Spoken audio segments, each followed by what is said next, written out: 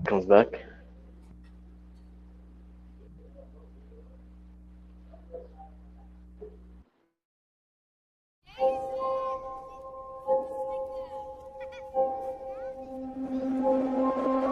The top of every mountain is the bottom of another. The top of every mountain is the bottom of another. Run for cover, you'll discover some will thrive and others suffer. Cause the top of every mountain is the bottom of another. Ooh, don't wait, don't hesitate. Better speak the truth, let it resonate and let it detonate and get blown away. Till you keep on rising to a higher place. Can't stop, won't stop, don't stop coming till we hit the top. Gotta keep pushing till the day I make it. Since they won't give it to me, then I got to take it.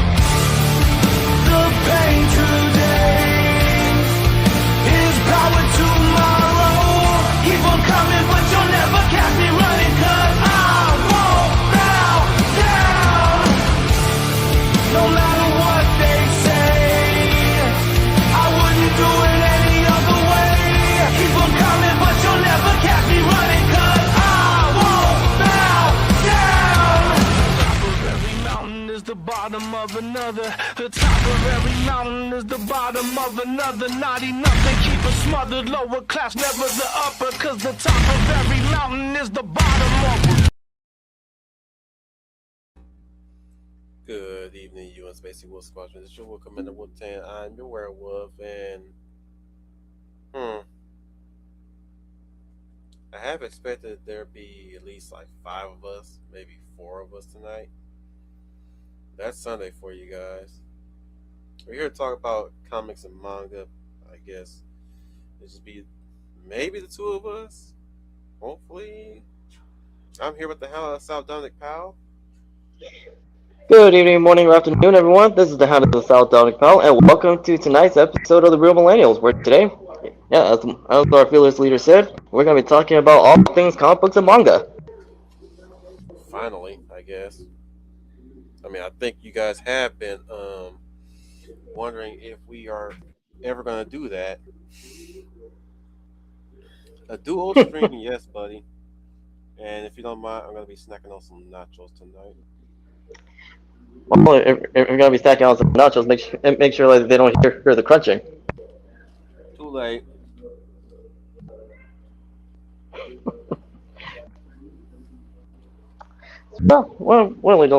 Let's get this episode of The Real Millennials. Let's get this episode of The Real Millennials. Well, let's start with you, Wolf. What was your first comic book and or manga? That one, the first one is a bit hard to say. The second one would be, I would say the second one would be Rama Half. Eh? A classic series from Rumiko Takahashi Sensei. I happened upon it due to the fact that I was already well aware of Rama Half existing, and that was when I had the Pokemon VHS tapes. That when you place the end of the credits, I forgot I gave you admin power. We have the lovely Leia Violet plus size. Good evening, everyone. This is Liv Plus Size, your lovely letter of valor, and thank you for joining us in this conversation, I guess, about comics. So it should be a good and lively, vivid conversation. I'm in the middle of explaining my introduction to Rama the Half while munching on some nachos. Well, I hope they. I hope they're good nachos. All right, buddy. So you're familiar with Rama 1/2 too?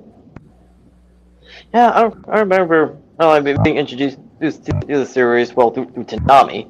Because through that channel of Cartoon Network, it was essentially people's gateway to Eastern storytelling.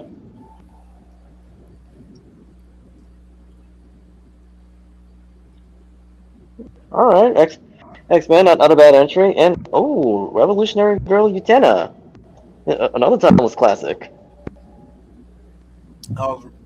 I was very intrigued by the premise of Rama the Half, the fact that there are these lakes or ponds that if you fell into one of them, you became You became a shapeshifter of sorts. You shifted into the form of the person or thing that drowned in said lake or pond. They were they were ba- Hmm. they were basically possessed water spots. So say for instance,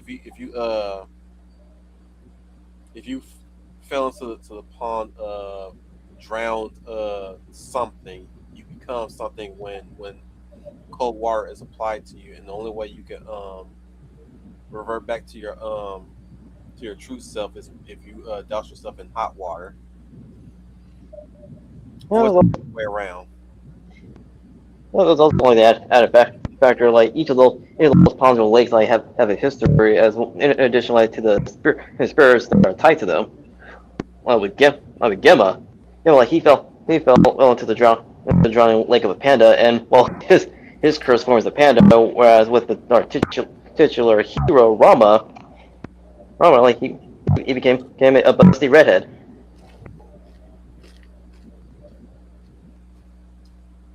I prefer how the manga named them Pond of Pond of Drowned Girl. Pond of Yes, no, same here. The pot of drowning girl. You said drowning. I always when I had the translation, it said drowned, as in past tense. I mean, I can understand why with the initial translation like they did that, but it's still well at least translators like back then like they remain faithful to the source material. Unlike like today's like translators and localizers, which will be touched on later in this episode. But the thing is, I like the way how it sounded in the signs. It sounds so very morbid, Oh yeah. comically morbid. It's like Hmm. I was like drowned girl, as in past tense, as in she drowned long ago. Which is funny because whenever time Rama becomes drowned girl, he becomes a redhead and an inch shorter. I just said that. Did he, Leia? What? Did he just say that? I believe he did. Did he just say that? I believe he did. What other than that, other than that, one of like, the most memorable aspects of Takashi Sensei is not only she is a darling within the manga industry, like in her home country, but also like known in the wider world. But it's her exceptional talent of blending like multiple genres like into one manga series. With Rama One Half, have like there's fantasy, martial arts, action, adventure, and of course romance. Not just the hero romance.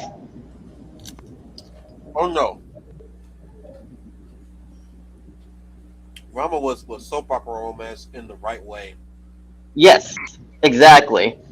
That's something that is missing by a lot of today's creators over here in the West, and some mangaka over in Japan. The thing is, another thing is, it was one of those few stories where if the boy gets punched, it was justified. Hmm.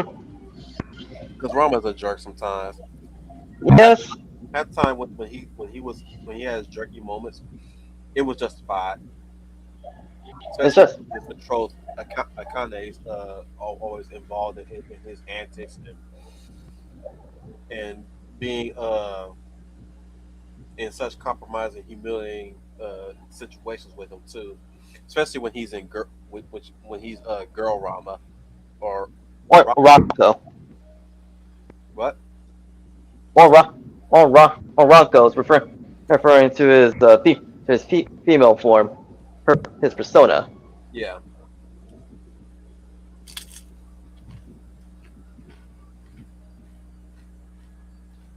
And yes, buddy, you are correct. Look, the romance side of Rama was in response to some of the stuff seen in Yurose Yatsura, another of Rumiko Takahashi's works. I need to read that one. It's good. I recommend it.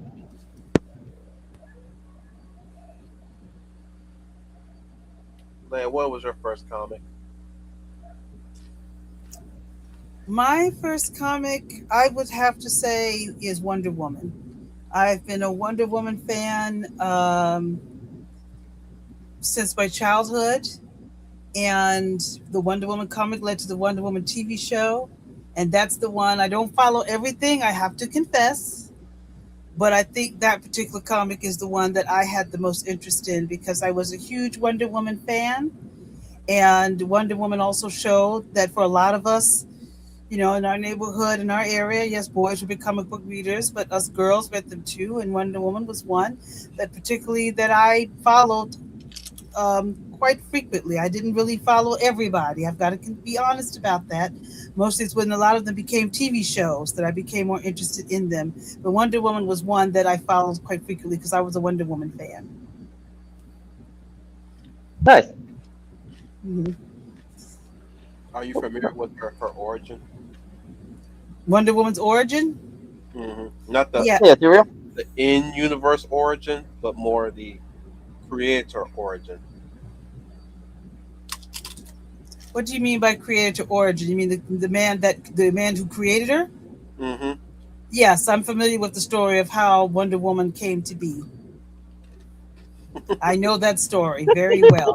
Told you, I'm a Wonder Woman fan. So I research all ins and outs and ups and downs and all the legacy and how Wonder Woman was created. I'm very much familiar with the story of the man who created her. I think it's the man that invented the William lie. Marston.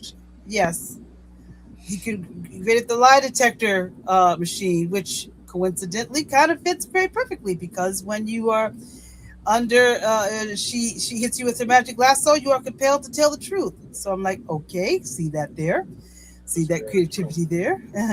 So I'm very much familiar with that. When I say Wonder Woman fan, the ins and outs, the ups and downs, the backstory, the inspiration for how she came to be, very familiar with that. How I came upon Ram and a Half was through my local library near my high school. Oh, nice. That was back when manga was wasn't really widely spread at the time. Yeah, not as much as it was like well, not was as it is like today, but back then it was still fairly niche. Oh, I don't think.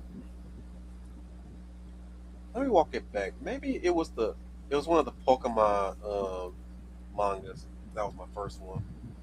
I'm not sure which one it was though. I know it's the one. I know it's the one that had the badass red in it, not the one that was written to be more like Ash from the show. Hmm. The the one that led off with the tails of Pikachu. It Yeah, led yeah. with Pikachu. I think it was one. Yeah, it was the one with the more badass red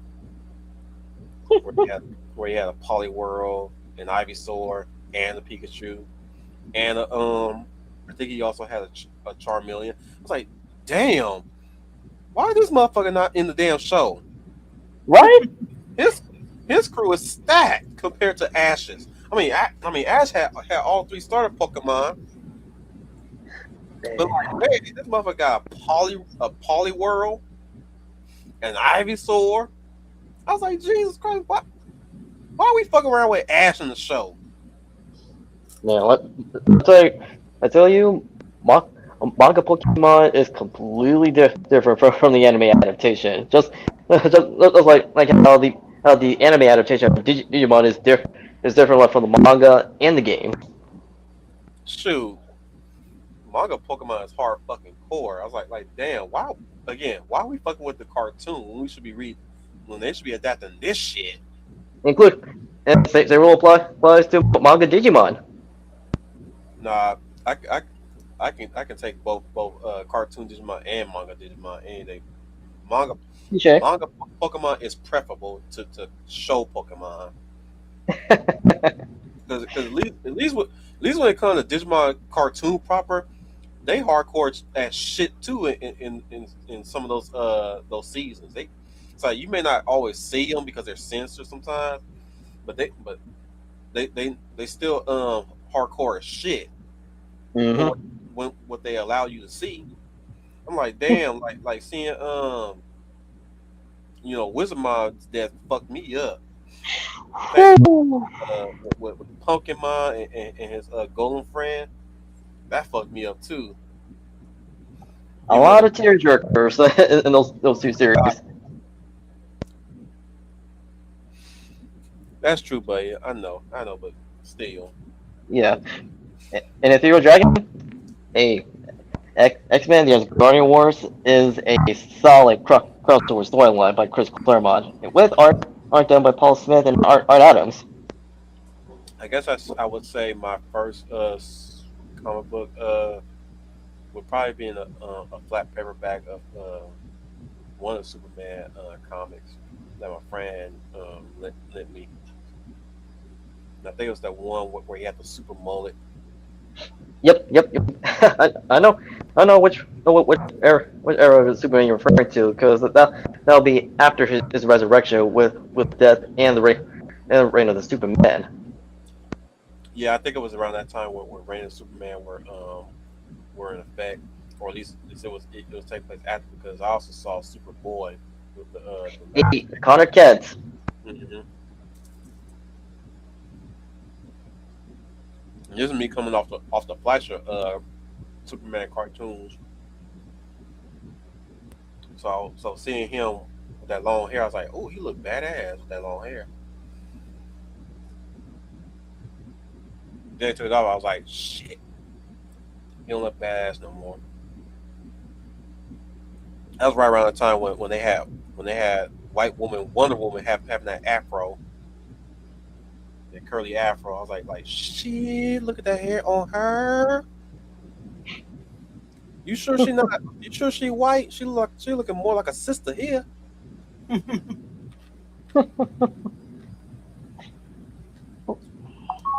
It was a scene of her mounting Superman, and she leaning in to kiss him after having this weird looking face on her for a while. And I was like, what the fuck she doing kissing on Superman like that? She ain't, you know, he with Lois. Like, get the fuck off of Superman, one D. I think that's where my hatred of the shipping of Superman and Wonder Woman came from. I was like, that's nasty. Get your nasty ass off him. I didn't like that as a kid. I was like, that's nasty. They like about to have sex and shit. She all on top of him, kissing him and everything. I was like, get off him. No, Clark and Lois are as the kids say, like they are a one true pairing. They were made for each other.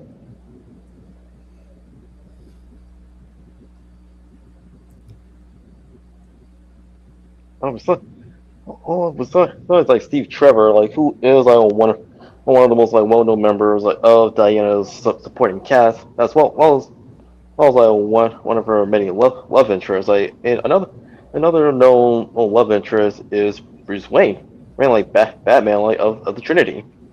And it's and to anyone who say something, it did not start well like in the DC anime universe. It was actually shown in the comics. Mm-hmm. And it's a Yeah, pair.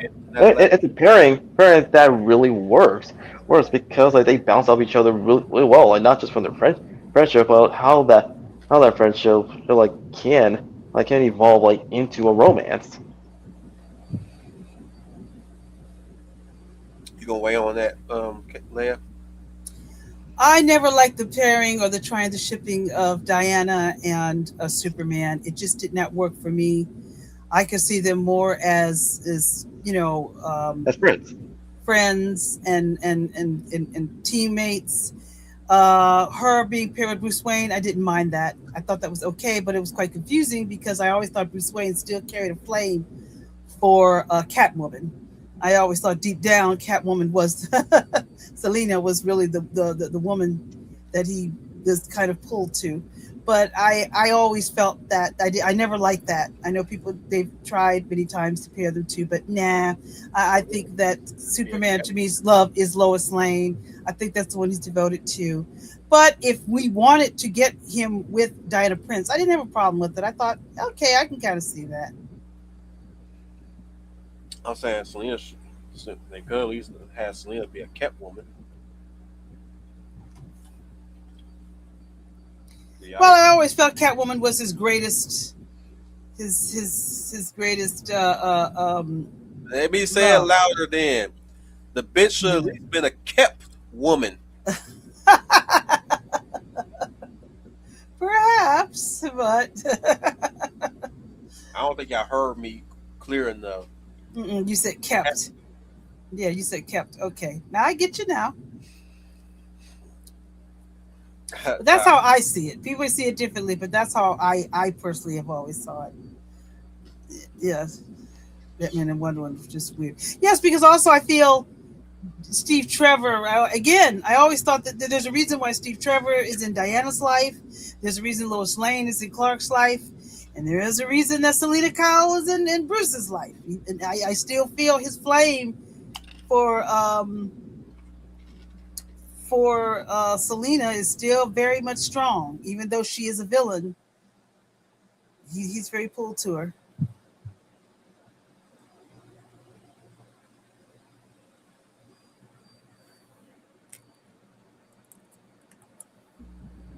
She's not really so much a villain. She's more of a foil turned loose ally. Okay, I can kind of understand that. That seems to be it's the way it's been going lately. The thing is that they keep pulling some stupid shit with her every single time. It's like they're trying to have it both ways where one man she's hot with Bruce, another man she's cold with Bruce. You would think that after what they did with Talia al Ghul, I will never forgive them for that. But Yeah. if they were gonna commit with Talia with what she did to Bruce in order to conceive Dan White, you would think that at some point Selena will step in, you know, and her and Bruce become this immediate positive paternal model for Damon to level to even him out, Mm-hmm. even though she's never had any kids of her own.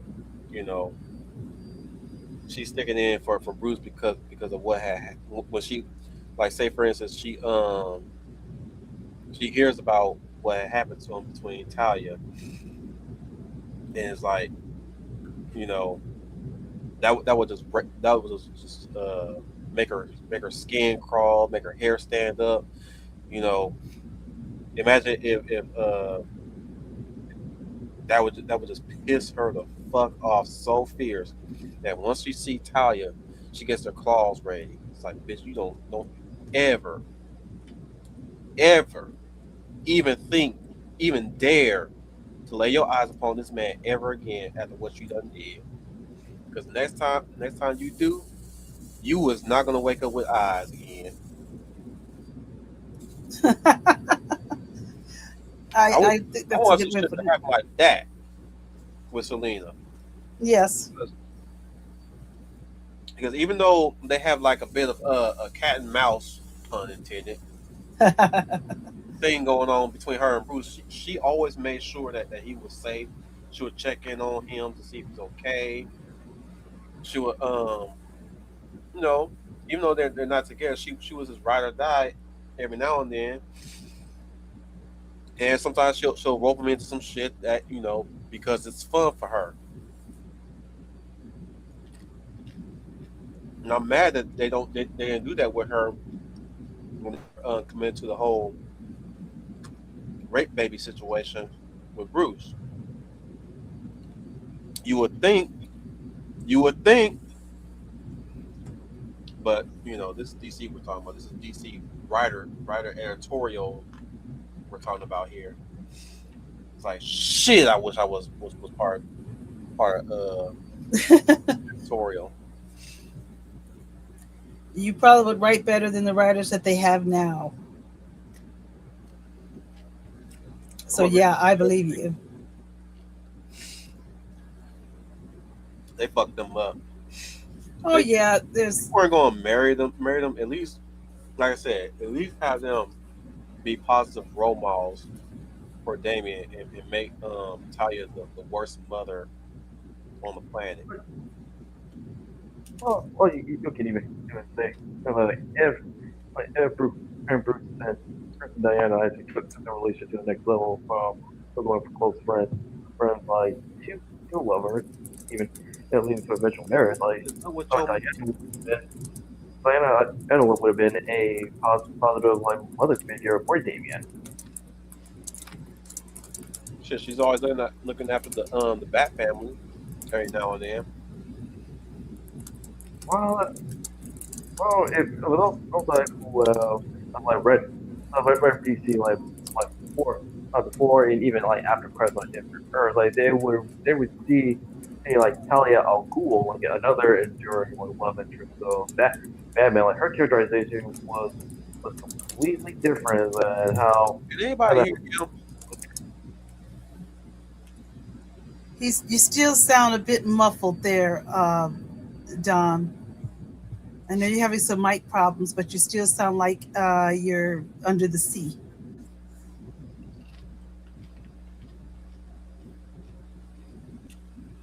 Oh, that's so people can hear you. All I'm saying is, I know, Buddy don't want anything to do with Ames women. I'm just saying, it's like if I was editorial, it would have been clear as day that I would want Selena to be with Bruce, to be strengthened by Bruce's, you know, bonding with Damien, and just go in there to help him because she has experience dealing with unruly children. Right. But if nothing else, be that for him. Even if not a love interest per se, just at least be that for him. I mean, she kind of is, depending on who's writing her, but I wish it was a constant.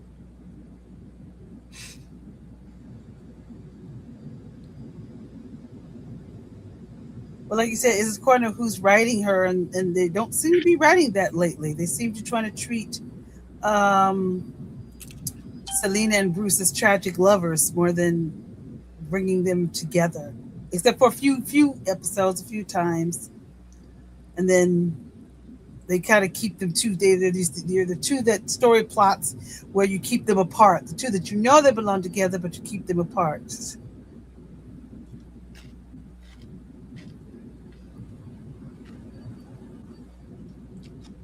I Child, don't know about Kate Kane.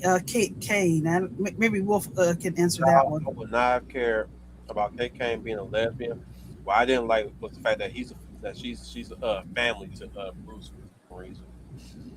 Never even mentioned, never even heard of up until now. Now suddenly she's his cousin and she's lesbian. I was like, get the fuck out of here with that shit. Like, do we really need to pile on estranged family for Bruce? Pile more estranged families? Like, I'm like, get the fuck out of here. It's like she did not need to be his fucking cousin. No, they didn't have to do that. Should have gave her they were already giving her the Barbara Gordon treatment anyways, where she in a way was inspired by Batman. Only difference is she wears a wig custom to her mask, so that if she get grabbed on, it snaps off, which is clever, which makes her different from Barbara Mm-hmm. on military training. I mean, she already come custom with her own little combat experience, which was fine. They married a lesbian, cool. Don't care about her about who she fucks on the low low. But where it really got ridiculous was when they made her his cousin. I was like, no, should have been her own thing, just like Lucius Fox's son. What's his name? Batwing. Like I was cool with those guys up until you know they get extra with some of these characters. Like man, y'all. I'm sorry, but like if they're not getting the traction, you don't need to go that extra mile. Just show them for a while until you can figure a way to bring them back in and do something interesting with them. That's what y'all do. Like what they do with Iris. Sorry, Isis.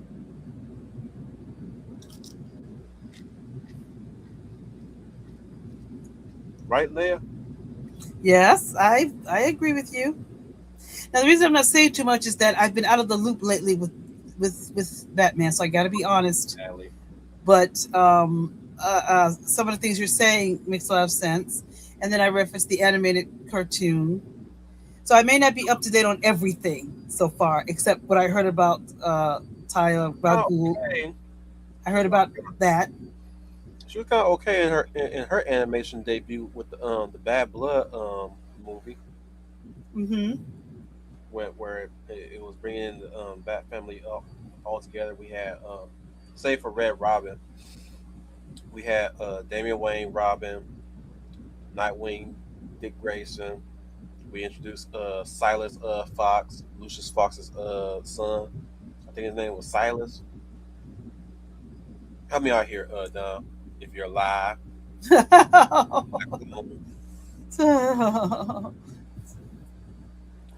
He had a name, and it was Fox,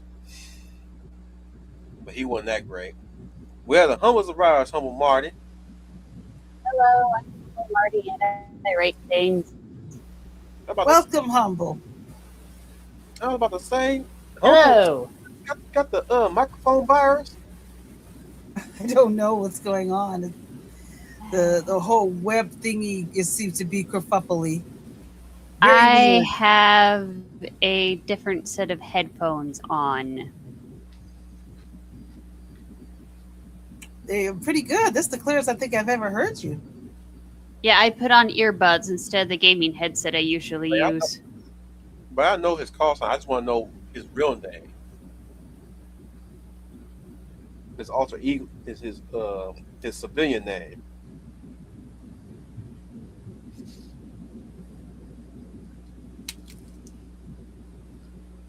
So humble. Favorite? I mean, first comic or first manga? My first comic was Fuzzy Buzzard, and one of my first mangas ended up being Gene King of Bandits. Especially with the shiny metallic cover that the teacher always caught me reading with in school.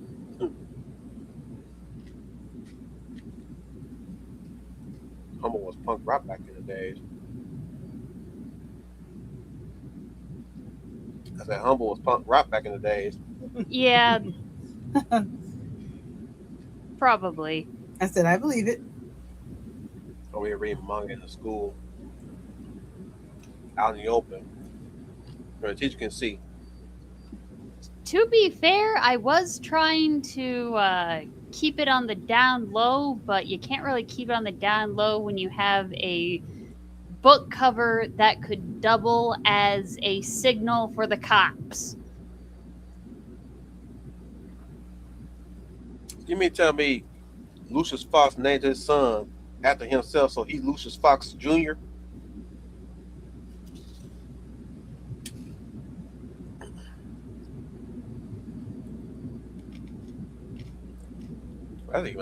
That's even a sillier name. Lucius Fox and then name his son Luke Fox.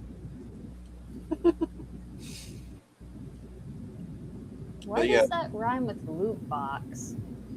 I'm just saying. It's like that name convention be weird sometimes in comics.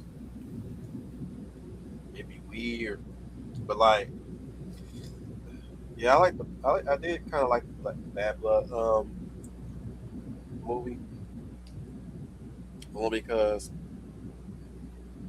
it kind of is, but still. So hey, by the way, I just like the fact that no fucks were given towards Talia at the end. She was such a. I was like, man, they. Oh, Luke. Okay, Lucas, I can. Okay, Lucas, I can deal with, but Luke. But nah, they made her to a total bitch in Bad Blood. She was go like Ty was full on bitch mode in that film. Oh my. I was like, damn. They kind of made her like her which version were they channeling in that film? Because it was either the video game version where she was a soft bitch, or it was somewhat of the new 52 DC anime where she was growing into a hard bitch. One of those. Hmm.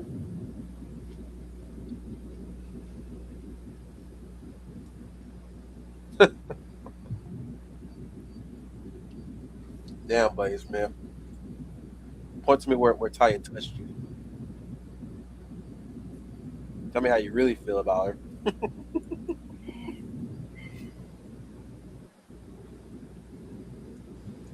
So tell me something about those comics and manga. Humble. Well, let's see. I've read Gene King of Bandits, Fuzzy Buzzard. Let's see. I did read a few of the Marvel comics, the DC comics. Oh, and in college, I thought I was Cat's Meow when I carried a Green Lantern comic around during a small comic convention. And it was the same. And it was the same toy convention where these people brought a bunch of these collector toys. These parents brought their little kids, and they told the kids not to touch the collector toys.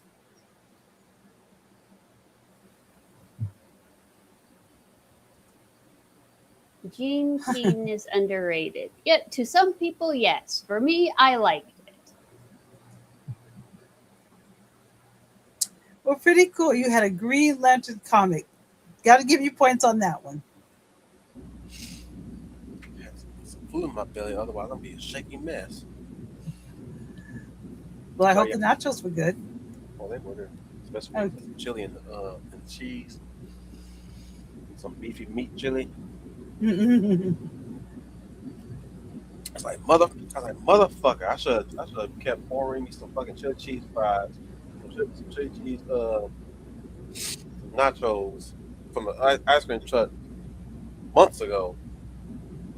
If I knew it was gonna be that fucking good.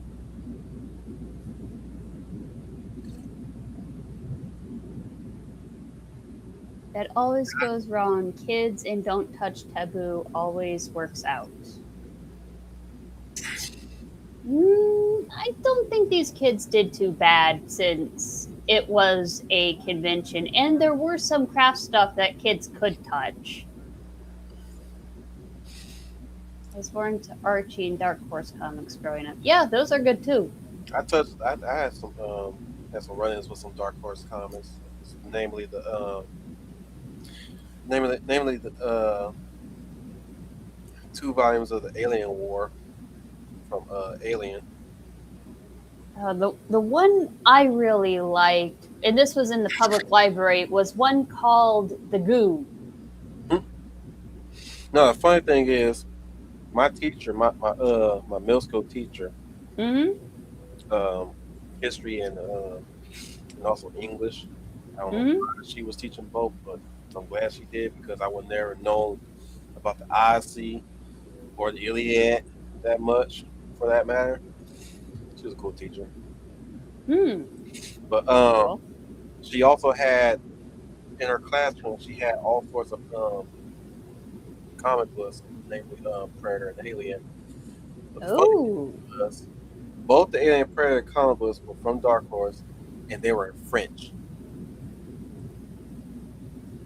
So Yeah. every single time I opened up those books, I was just skimming through them and trying to make sense of what was going on. 'Cause Hmm. I couldn't understand what the fuck they were saying. It would be nice if I knew what they were saying, but okay. I see Higgs trying to come up on Newt in a weird way. What the fuck you doing, homie? You need back. Oh, there's a face like a person out of his chest. Oh shit, what the fuck? Oh, it's a dream. Okay, okay. So we got Newt waking up. She just had a nightmare. Then there's another scene where she's I guess she's sleeping with an android. Okay, this is some weird shit. I can see he's an android because I see some white shit leaking off his head, off his face with sweat.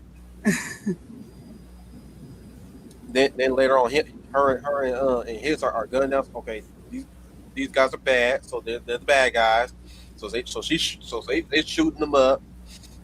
Okay, and then Ripley, what the fuck? Ripley got all this kind of gear, and he's tied up guns with a bazooka. Oh, I can't wait to read. I can't wait to read the next one. Air quotes on the read. Like shit. What the fuck you gonna do with all that weapons? Oh, I want to see this. Never again. Never. Oh. And from what I heard, it went down. I think it went downhill from there, Oh. or at least she was never seen again after that. They just teased her and did revisit because it was news story mostly. Mm. I did get to see I did get to read a few more of them where they were trying to control the aliens, turn them into a bioweapon, mostly kind of like a war dog. And he said, "Fuck that, you're gonna die," and they end up all getting killed. I remember they also had some comics, and this was in the public library of Anita Blake comics. I found those in my second library, and I read the first two, and I hear they go downhill, and I was like, I'm not gonna look any further. Oh, it becomes a harem manga basically. A huge reverse harem, and the part that makes them hilarious is for me is they really played into it, but I dropped the series because my favorite character in there, who was basically a guy addicted to getting bit, he died, and it's like, that one was a fun one. Yeah, I heard that he passed away. I was like, that's sad. I was like, that one was the fun one. It's like, if you actually kept him and dumped the rest of them, because like I was on a vampire romance reading binge, and they all can sound an awful lot alike. If you kept the bite victim and just dumped the rest of them, that would have been so much more interesting. But it's Anita Blake, so what would you expect? I would say up until college or after college is when I finally found a comic shop where I began to buy my own comics. It was also the same comic shop that will let you read a comic as long as you purchase comics. And I was definitely a frequent shopper. It was there I bought Flashpoint because I was very curious to the premise. Somebody had hooked me into the premise when they told me the pitch, and I still got my hardcover copy, somewhere in my stash. I did purchase this one weird Hulk story where Dr. Manson had to turn everybody into a Hulk, and they had to stop him. She-Hulk was involved. Avon was involved. I think it was called something. I have to find it somewhere to get the actual name. But that one was weird because I was like, wait a minute, what is Dr. Samson doing with this bullshit? To high school. Odd.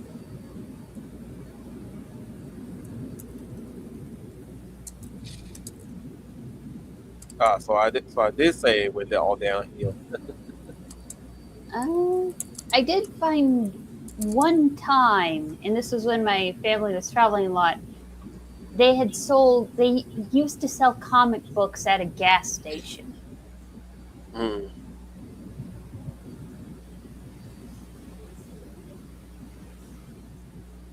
And that was pretty interesting. Anybody remember the adventure comics from the Adventure magazine, Disney's Adventures?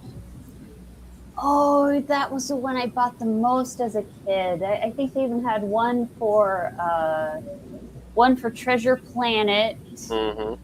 Oh, and you had a lore guide in the Disney Atlantis one.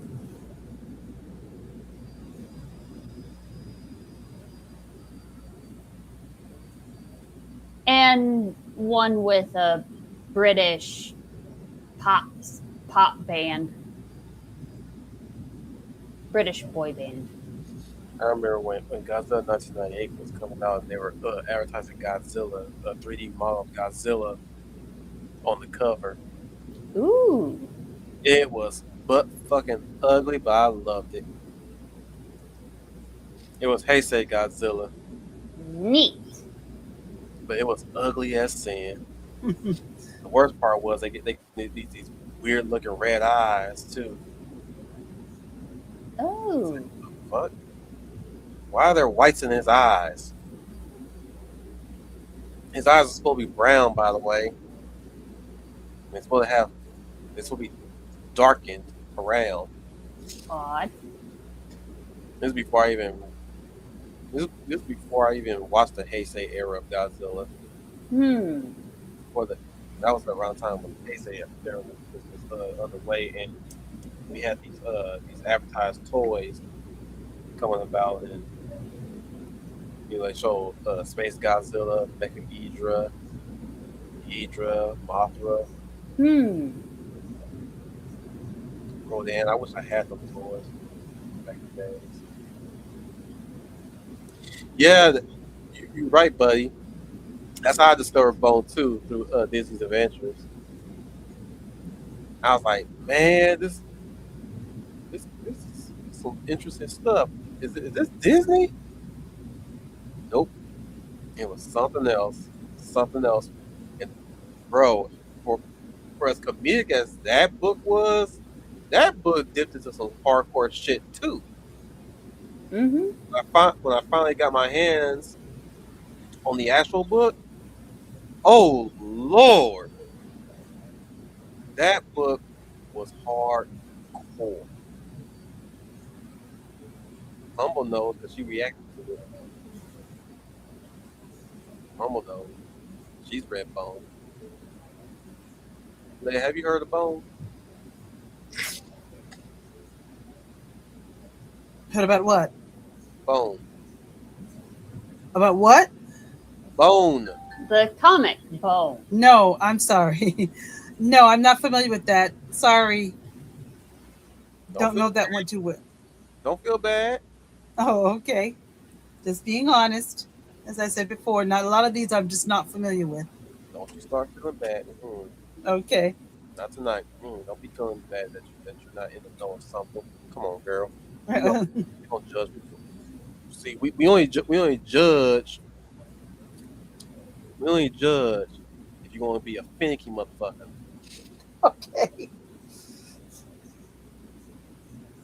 You know, if you get finicky on me, I'm like, yeah, we're going to have some problems. I ain't just be trying to read your mind, trying to figure out what the fuck you like and what you don't like and won't read or enjoy. So I ain't your fucking babysitter. Or your parents, but I beat your ass like one, like I am. Buddy Smith, I read Red Ninja High School from Antarctic Press, and it's still, excuse me, it's still ongoing along with Gold Digger. I would love to read Gold Diggers. Dude, it is a solid American-based manga from Antarctic Press, and as mentioned earlier, it's still ongoing along with Ninja High School. For those who don't know, Antarctic Press is one of like many independent publishers that was founded like back in the 80s and continues on to this day, and they're also among the first first to create original English language manga. Case in point, Ninja High School and Gold Diggers, among others. The creator of Gold Diggers, Fred Perry, and Ninja High School is created by Ben Dunn.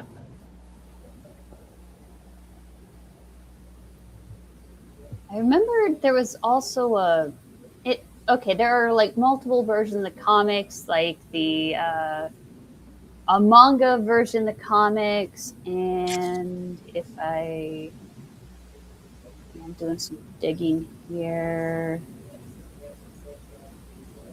Oh, cut that out. Oh, Keystone. Keystone does a comic book Bible. Yeah, yeah. Yeah, it's actually thanks to Disney Adventures. That's how I was introduced to Bone. It remains like one of the best.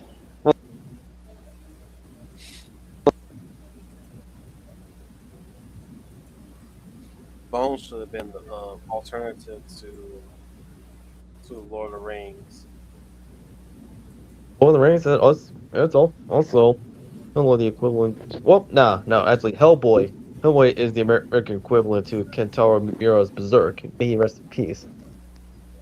You sure about that? Ooh. I was thinking more of Cowboy Bebop.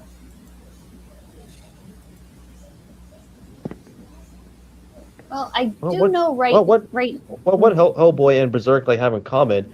Is the theme of defying fate. Mm-hmm. Same with a little bit of Cowboy Bebop. What are you gonna say? What are you gonna say? Humble. as a little off topic.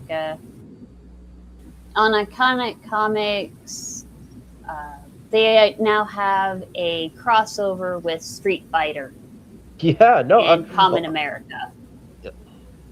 Oh, Marty. Well, when I read the news like I had and still have a huge smile on my face because it really shows how far like Common America and its creators like have come. Like Timothy Mm-hmm. Lim. Well, like he is a very talented writer and artist, and he knows how to shift his art style. Of course, with Common America, it is an American-based manga series. But when he did Soul Finder with Douglas Ernst, it was like it became more. It's realistic, but it remains stylized. Soul It's Finder has a stylistic lot. realism.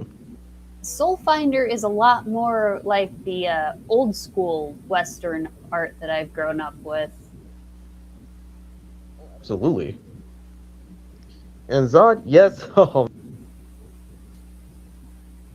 Was that for it comic? I was too. trying to do an anime and manga style story. Yeah, yeah. Again, you have comics inspired by manga, but then you have the original English language manga where you actually read them from right to left instead of left to right. Oh yeah. Interestingly enough, in spite of like what people think, but how manga really got its start, it's actually in the late 1800s, the 1880s. It is like be more exact. So in the late Meiji and early Taisho era, with the importation of American comics.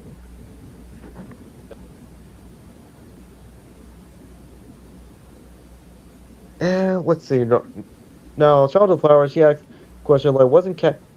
Yes, Kathy Kane, like she was originally like Bruce's girlfriend, like in pre crisis, like even in post crisis, like they were still Ida, but that's a completely different person, because the other cousin is also named Kathy Kane. Kathy Kane, Hmm. like who was well, who was made into a lesbian by DC Comics, but but What? the other but the other Kathy Kane Webb, she's straight as an arrow. Hmm. Yeah, you missed that rant, that diatribe I went on earlier. Oh. No, My issue with that woman is the fact that they made her the cousin to Bruce Wayne, which was unnecessary. indeed. completely unnecessary. Wait, they made this one Batwoman lady the Robin's, basically Jason Todd's lesbian aunt. So there's look the original Batwoman, Kathy Kane, and her like Betty Kane, like they were the original. There are auntie and niece, and she was essentially the Batgirl to Kathy's Batwoman. Okay, that makes sense. I just found it kind of odd that every time they try to branch out the Bat family, you have ended up with a sitcom family. They are getting every member of the sitcom family in a trope, and it's like, wow, no wonder Tumblr has tons of ideas. Yeah, even if you remove the lesbian angle from the second Batwoman, like Cathy Kane, kind of like it doesn't change. It doesn't change all that much, but even when she was utilized, realized she hasn't been used to her full potential. We will not discuss the Batwoman movie until sometime Eh, later. Don't you mean the I TV series? But Nobody talk. I've never even seen the TV series, and the things I from things I've glimpsed, I was like, I already have stuff like that I like. I mean, there's a comic, there is like a comic app that I look at that had all kinds of interesting stuff. Let's see, scrolling through the phone, fingers sticky. Yay, sugar coffee. Oh yeah, from Story Grounds. There was this really cool comic on Story Grounds that had basically an anthropomorphic wolf and a 4 foot tall martial artist. Hmm. Nice. And story. All right. So, and how did you stumble upon Story Grounds? Um, one of the one of the guys that was creating a comic was Eye Patch Wolf, and it's literally called Eye Patch Wolves. Okay. And and yes, yes, buddy. By the way, some people will know the lesbian angle with the new Batwoman was like was Dan DiDio's like idea, wanting to be topical with don't ask, don't tell. Yet, yeah. Well, like my counter argument to that is create an original character who just happens to be part of the gay demographic. I mean, you could even have the original character swing both ways. What do you have to do with that? Like with a member of the Bat family. It would have been funnier if they had a character that was I only date the personality only and was having a gay panic attack every time Catwoman showed up. so you're telling me he had ample opportunity time to make a lesbian character, but he waited till the overturning of Don't Ask, Don't Tell to do it. I, There's probably a story behind that, but I mean, granted, not my monkeys, not my circus. we're still in times where we're having trouble with gay representation already, and True Blood was still a thing at that time, and One we of already sorry. know how I feel about that series after a while. One of the one of the driving factors for that was a charity. I think there was like a charity called GLAD, and it's like GLAAD. Mm-hmm. And Which man, glad like it's they are a net negative. Like with in storytelling.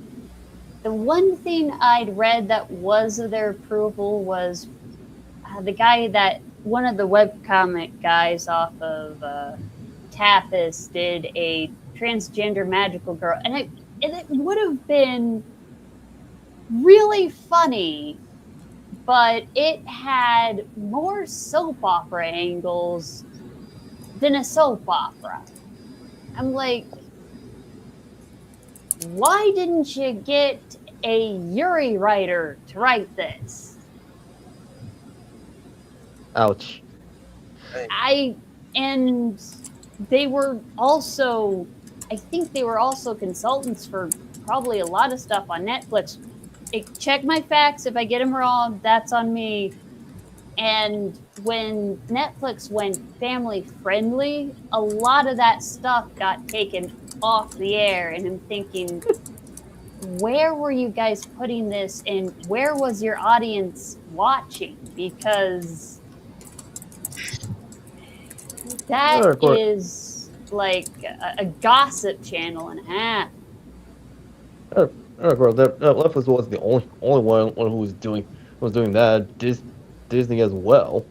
Well, when they're pushing that agenda like through their animated works. And if you want an actual good storyline that actually had a fun gay character, I actually have to rack my brain for that. Oh yeah, Ethereal. Yeah, nobody. The first nobody. Power Ranger on TV is Toxic Ratsu with first world problems.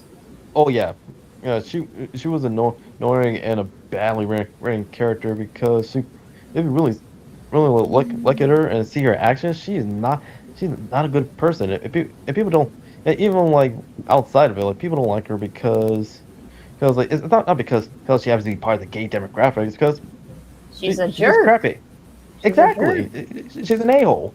Is she that and Ranger in that umpteen dinosaur Power Rangers show? Dino Charge? Not Dino Charge. The brand new one, the one that had the alien knight with the antennae. I'm pretty sure that is Dino Charge, and through teams and have no creativity on how they name later shows. Like on purpose or by coincidence? Enlighten us on that. Enlighten? And not like share with us, like share more about that. About what? Never mind. To answer your question earlier, I want the link to the official Discord, which link, and sure. And yes, also another character who's established to be straight. Yeah. Like that's another issue with that particular couple. She was nothing but a plot device instead of a real character. Oh yeah, so you are talking about that one Green Ranger in that dinosaur, that later dinosaur series that they can never find a way to find any more creative names for these shows. They always have to add charge at the end, the second season. Yeah. Oh, I didn't know Iconic Comics has an official Discord server. Yeah, not sure, man. Send the link. Really, but don't charge on like the and even before that, like the later seasons of Power Rangers are just hit or misses. A lot of misses, really. You can blame Netflix producers wanting her to be the breakup character, and the next season even made her girlfriend a ranger.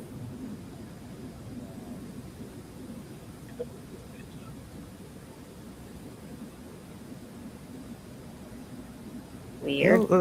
That's actually reminds me of one of the previous episodes of the Brutal Lands. We talk about this rather concerning trend of like putting the supporting characters like front and center, while taking attention away like from like the main headliner or headliners, especially like giving them like powers and whatnot. Yet like the point of the supporting character. Oh, I see her. Character. Oh, I see her. Yeah, she does have resting bitch face. Yes. Why is that a thing? You talking about you ain't talking about Dino Charge, man. It's Dino Fury. Again. Right, Dino Fury. Again. I rest my fucking case. They run out of fucking ideas of how to name these damn shows. First we had Dino Charge, then later on we had Dino Fury. Dawn of Fury remains like one of the weakest and poorly written, poorly written Power Rangers seasons of all time. It's kind of funny because we also got a bit of a weight to her too. So I'm like, okay, I'm kind of curious. I'm kind of curious to see how she fights because they seem to love to put lesbians in baggy clothes. You know, So, it reminds. Reminds me like one of the most known, no, but really an overrated and pretentious comic book writer, Greg Rucka. He has a thing for gay people, especially the gay women. Oh, it's kind of normal. What makes it weird when he does it? He tends to overemphasize them. Oh. Like, yeah, I call him overrated because he's one of the social justice type of writers. the only one I stopped that buddy was Beach Chargers. It's funny because Netflix writers Harry did Power Rangers and it shows.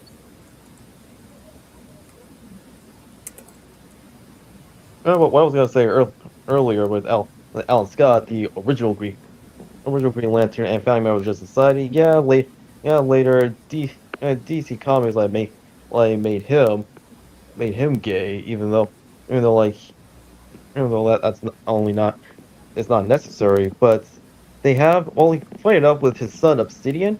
He was established as straight before he was made gay years later, even though he was never hinted to be such. And yet, Lesbian. like by making like an established character like gay in that instance, so like it actually like, explored like a storyline like of a father and a son like turning to understand each other, because like there have been instances like in real life, real life of like parents like they still love the kid, like even though he or she happens to be part of the gay demographic. Yeah, well, damn. Not really jiving with me.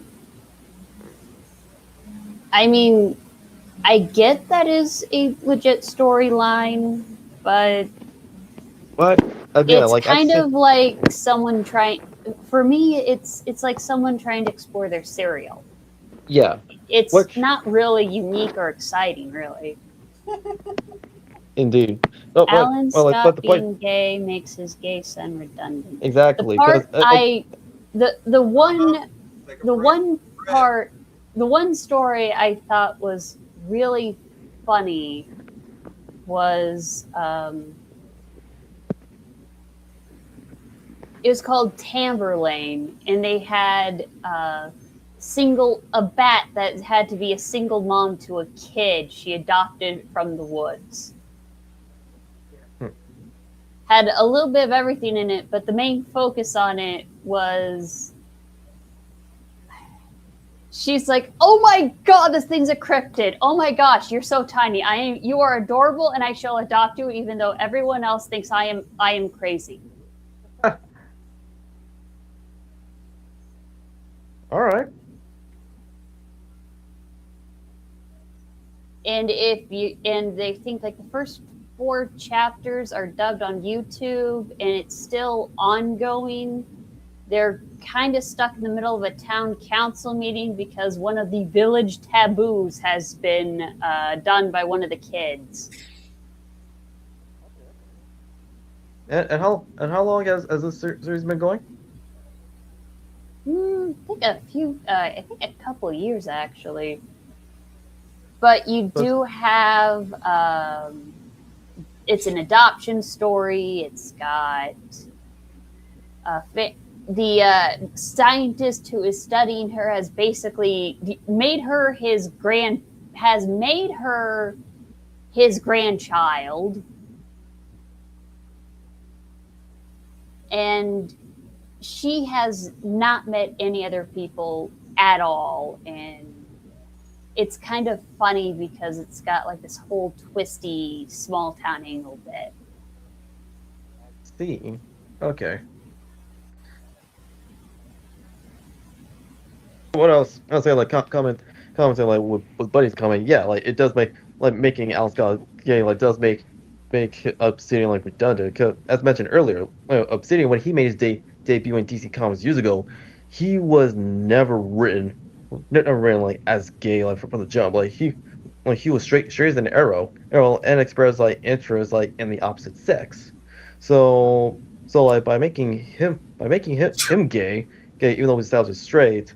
Sure, like it does like make his arc and like the conflict between him and his dad like very redundant.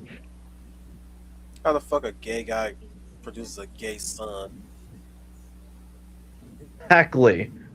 Yeah, because Al again like Alan like straight as an arrow and the person responsible like for even like making him gay in the main DC universe is James Tynion the Fourth, but this started in the Earth 2 series, like during New 52, where they make that Alan Scott gay. Like, wait a minute, well, why even like back then, like people like took umbrage with it,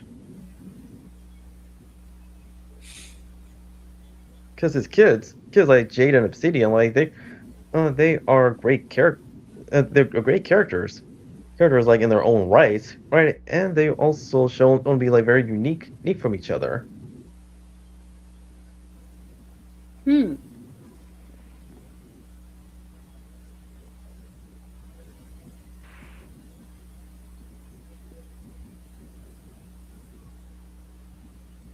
I was remembering all the times I read my library for comic books and manga, running into the Nazca manga, and absolutely Well, dropping it immediately.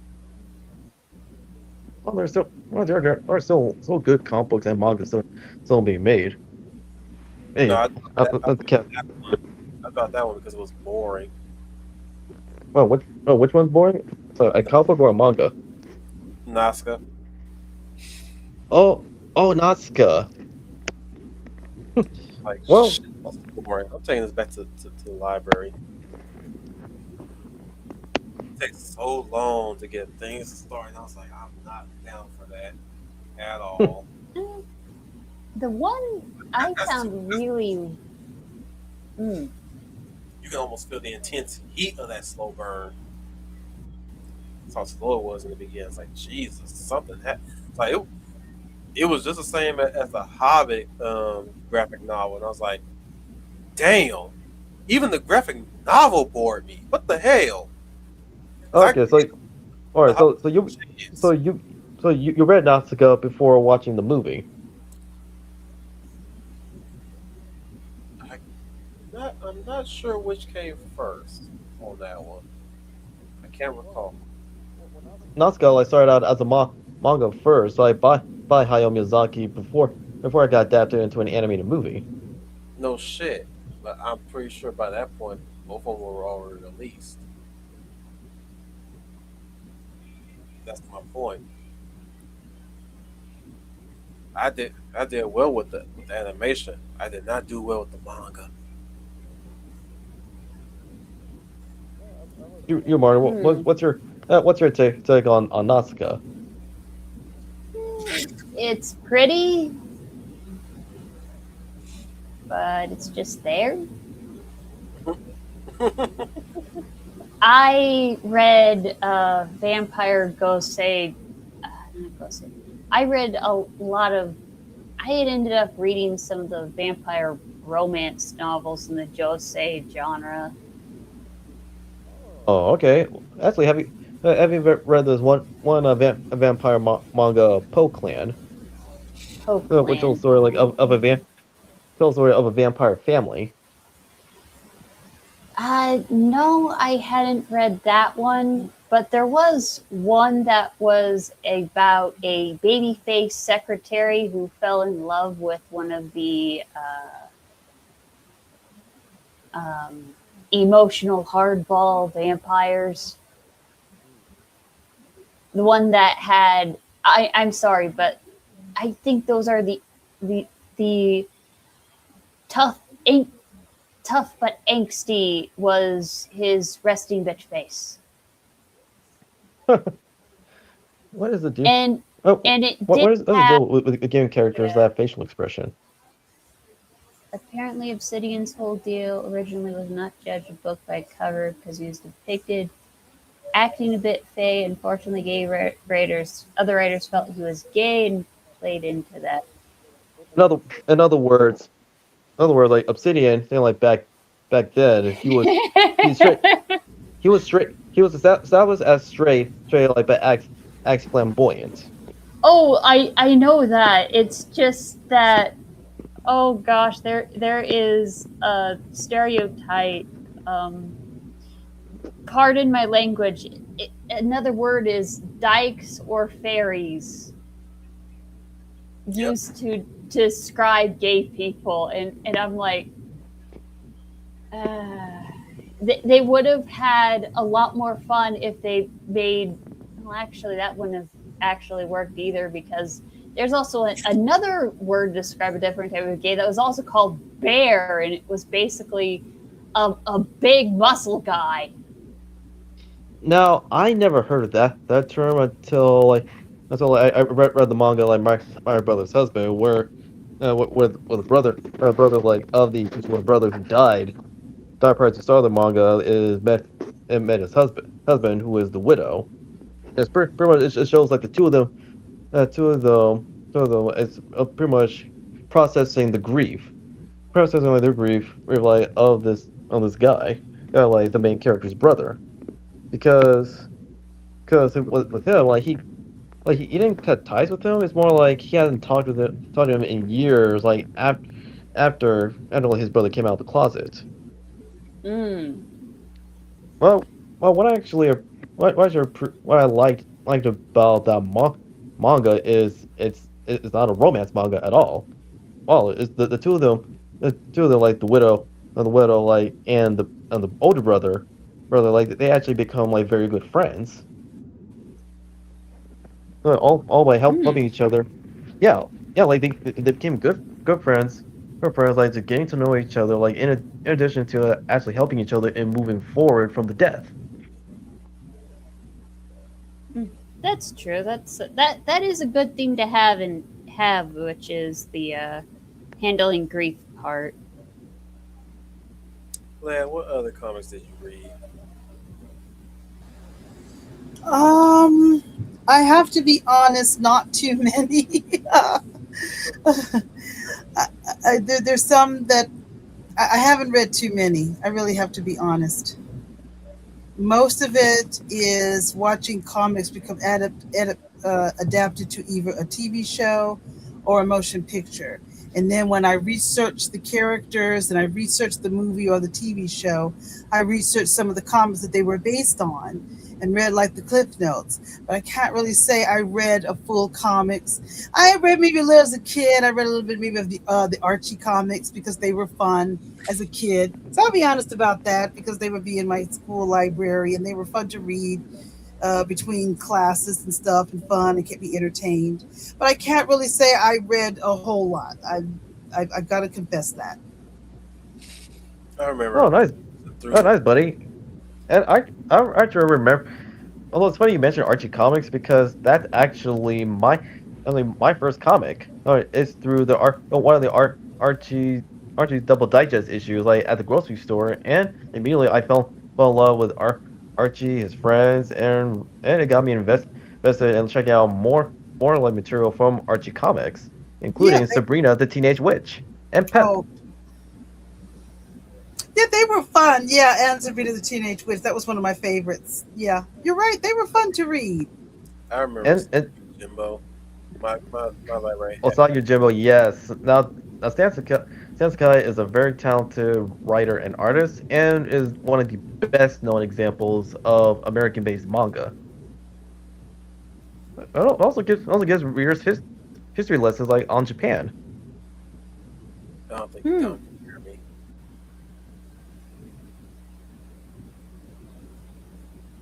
He's cutting into me. Oh, But no, I remember reading the Jimbo series as well. I think that actually also influenced my love of furries more. That and this one comic book called not Danger Mouse, but it was a little comic book from a creator that it was a mouse that piloted a rocket. He would go on the little crazy adventures. I forgot what it was Oh, called. Rocky and Bullwinkle. Yeah, I remember the comments for that duo. Not Rocky and Bullwinkle. It was a comic book that was starring a mouse that traveled around space in a rocket. I forgot the Wait. was Barbarella? this bunny not green? Barbarella. Would you say humble? Was this bunny green? No, he was Was wearing a his name Bucky perchance? Oh, maybe he Wait, was wearing wait, a are red astronaut like suit all the time. He had a laser gun, and he would go around traveling, oh. get himself in danger. I think it was called Danger Mouse, but Danger Mouse is a different IP. Oh, wait, you're talking about Bucky O'Hare. Not Captain Bucky O'Hare. I would know Captain Bucky O'Hare.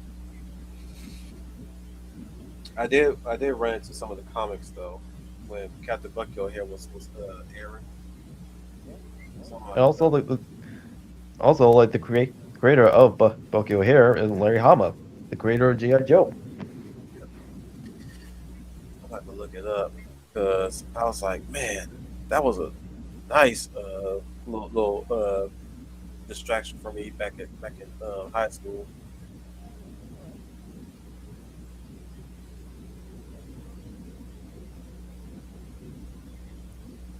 Was it Danger Mouse? Was it Danger Mouse? Danger Mouse is a cartoon.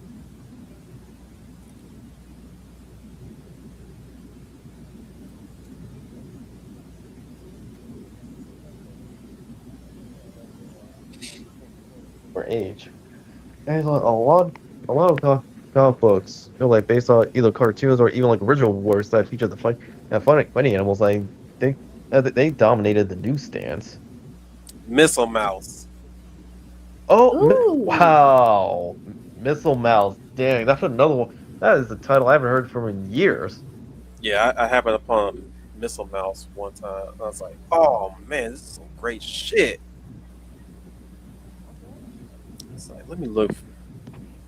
Let me get one of the covers. No, is that series like?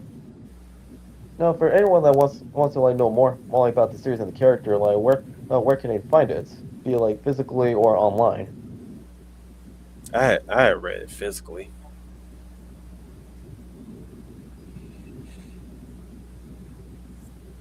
It just happened to be at my library. No more though, unfortunately. Mm. Let's see if I can find.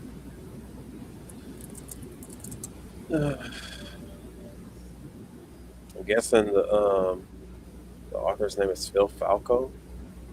No, Jake Parker. Hmm. Yeah, I was like really intrigued by this comic. I was like, man, I hope he makes some more. I hope this ain't a one-off thing because I love Missile Mouse's design. Like you would, I'm like, you guys bring up Captain Bucko here. He would not, he would definitely fit into that world. Like he would fit Captain Bucko hair like a glove with his design. He used to be the more less fucked up looking out of all of them. And I'm saying that as a compliment, by the way, because if you look at any of the Bucko hair crew of the Indignation, they looked fucked up. What, a face only a mother could love kind of messed up?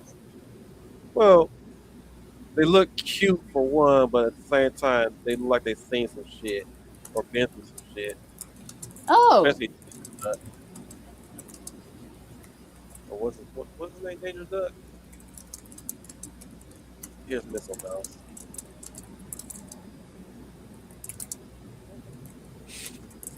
It's like I don't think that was the first comic I picked up, but one of the covers caught my eye, and I was like, "Ooh, I gotta read this. Ooh, this is actually pretty nice. I'm feeling this." I, I do recall like encountering Missile Mouse. Because like I said, like when when it finally came to mind, well, like that's another oldie but goodie. Yeah, you hardly hear anyone talk about it these days. Maybe because nobody heard of it. Not many heard of it. So, that's fair. Because Missile Mouse yeah, has Missile Mouse is in the same caliber as Bone, whereas it may look cute, but it is hardcore as fuck. oh yeah, Very yes. hardcore. I Like it, would I would take that over Made in Abyss because it every time I read that comic, I end up thinking back to that one episode of Full Metal Alchemist and poor Chimera that said Big Brother Edward. this brother Edward Yes. and Yojimbo, I can't even say it's cute. It's just Yojimbo's just hardcore. Hard. Like none of the animals just look cute. They just look, adult as they should.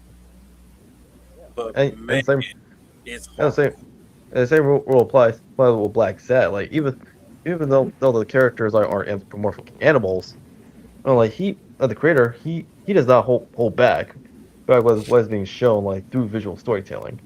Oh Lord, Black Sass, bro, I'm That book is slapping myself. beautiful. Is right? I'm slapping myself eternally because I had a chance to buy a copy of Black Sad, a full on omnibus at my local comic book shop here. I didn't have I didn't have the time, but when I came back, it was gone. Dang. Yeah, it just goes to show like how popular it was back then and how it still is popular now. I even had the chance to buy Elephant Men.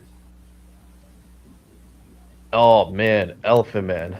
That's another series that goes hardcore and doesn't even have to use like cute designs like of anthropomorphic animals. Man, that Elephant Man is straight up.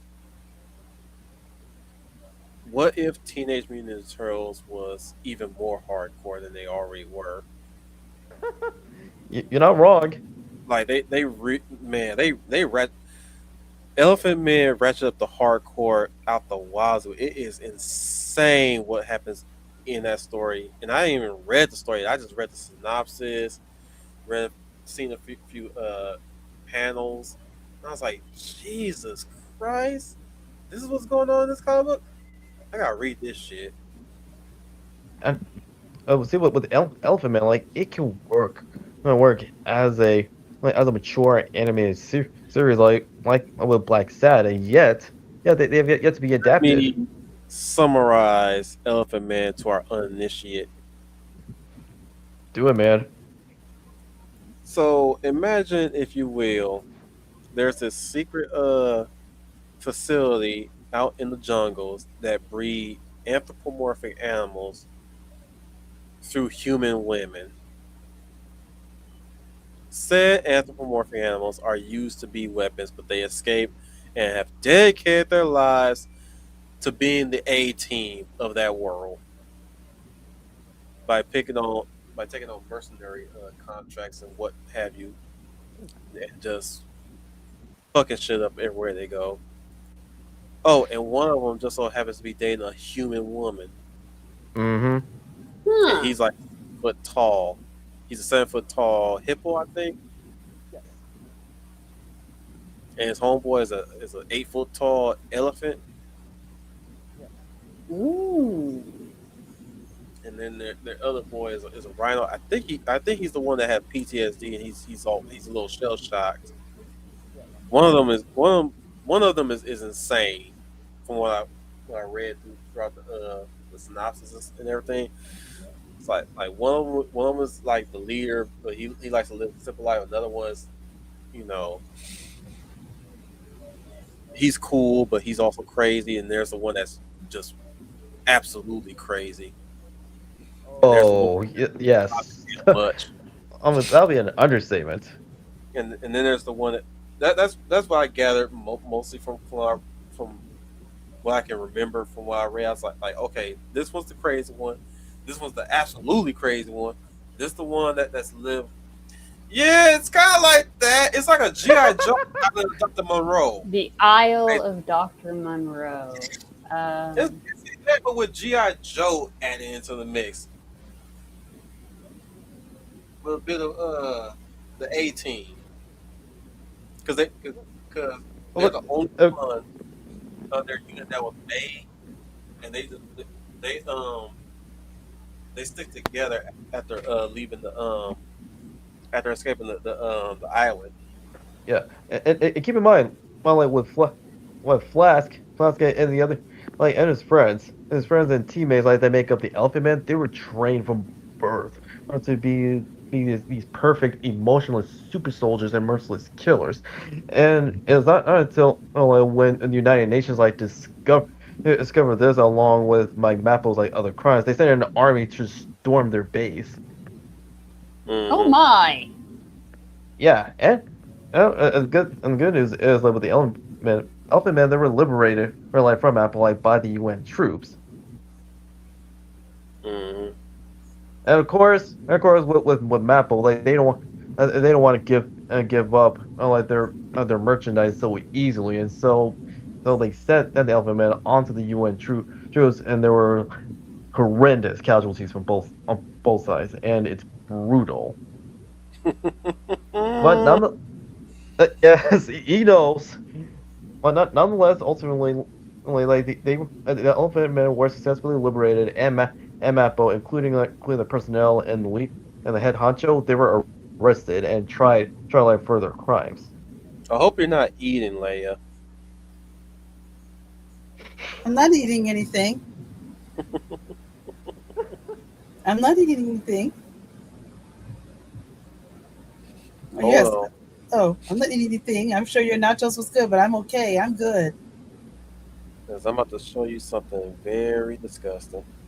Okay, if it's disgusting, maybe you should keep it.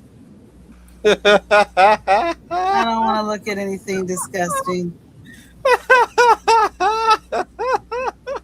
I don't want to turn my stomach. Mhm. I'm trying to find the damn. I think it won't show me this web image. Of what? What is it supposed to be? I'm gonna give it a surprise. Oh, it's a JPEG. Oh, wait a minute. Did I save it into the? I saved it into the wrong fucking file. Damn it. Oh, what can also be? What else needs to be If known you about put the file Elephant name Man? in the search engine, then you can find it. Yeah, I resaved it into the right file.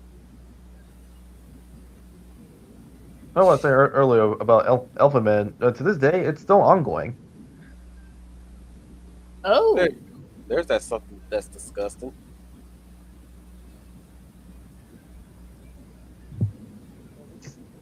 Yeah, so Leo, there's an example of like of one of the best looking like visuals like you that you can find with Elephant Man.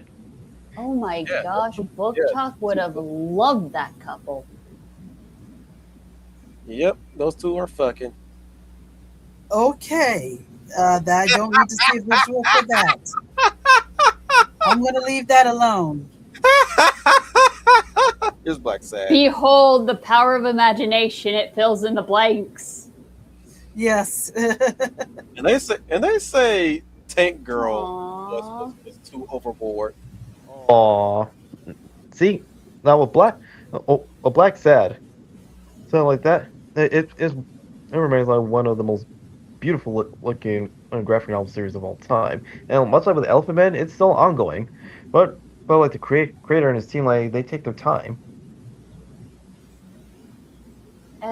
There's even a furry comic for the Hannibal Lecter and all people, and I think it was called Where the what's the one? It had the Samson the murderous bear. What? Oh, Beneath the Trees Where Nobody Sees. Oh yeah, Beneath the Trees. That's a solid like mystery and crime series featuring anthropomorphic animals. And I'm just without giving any spoilers. The main character, she is nothing like Dexter Morgan at all. She is a killer, straight up. Yeah, it kind of escalates in the second half.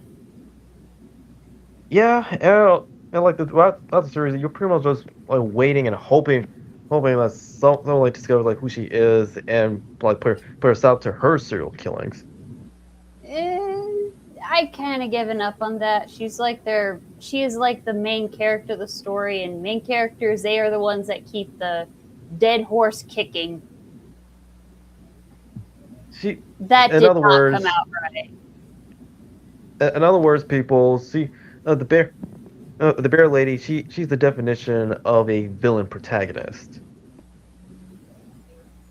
Don, you want to answer that? How does one fornicate a hippo? So Would they survive the encounter? Well, considering. Okay, so earlier question, it is basically the same as if two humans were going at it, because he has human anatomy from the neck down.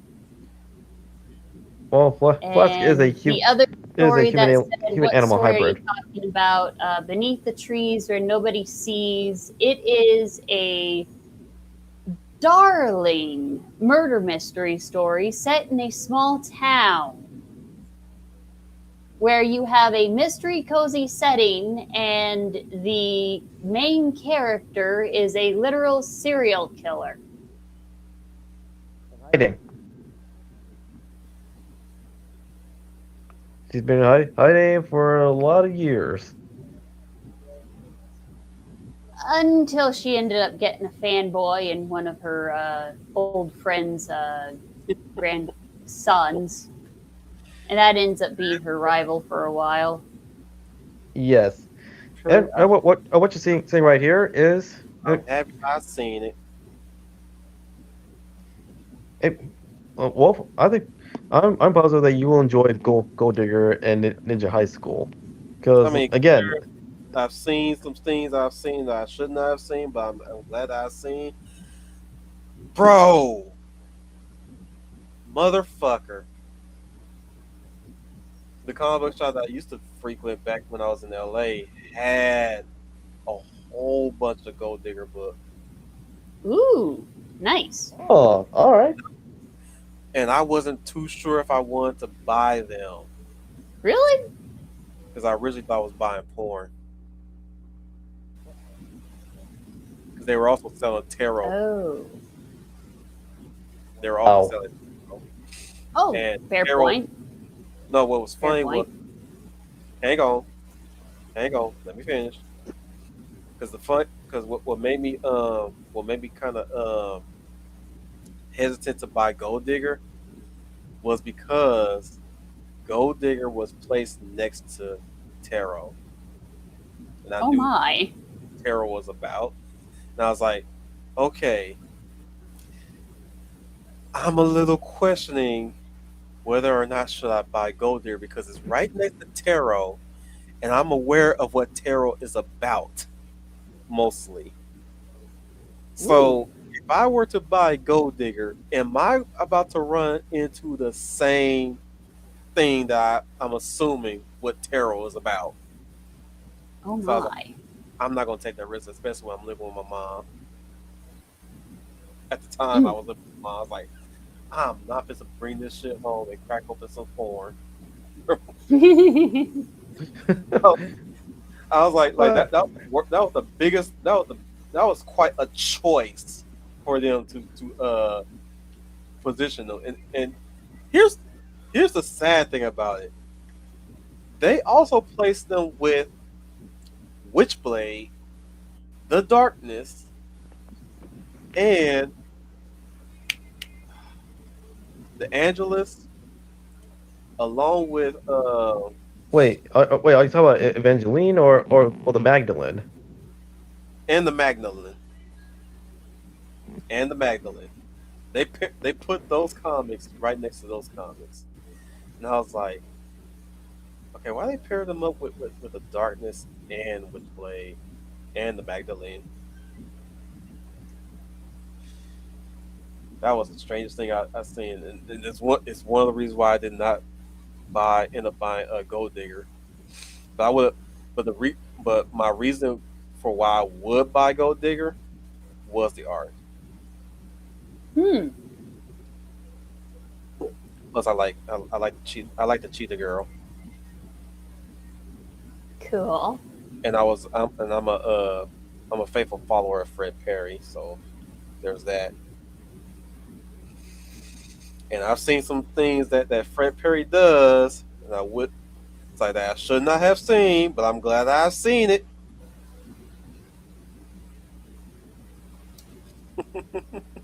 Oh. And I was like, damn, Fred, you get down like that on your off time when you're not writing Gold Digger? That's amazing. It's always amazing how certain writers slash artists tend to do some very adult themed works over time. Oh. Yet also yet they're also capable of writing some really good stuff that kind of masks that side of them really well versus what we have counting as where we have those that call themselves writers now. I'm like, at this point, my criteria for your credibility is you better be really good at writing stories and also really good at writing porn and writing real good stories of high porn. Oh, like lots of porn with plot? Yeah, at least even give me that just for credentials. Because I'm like bro, at this point with the way how certain writers write, like I'm reading bad porn. I'm I end up skipping the porn for the plot. well. Here's the thing. Here's my thing. Bad porn is boring porn, and they write boring porn. Whereas Ouch. whereas our intricate writer, you know, they write good porn, as in the plot serves porn more so the porn serves plot.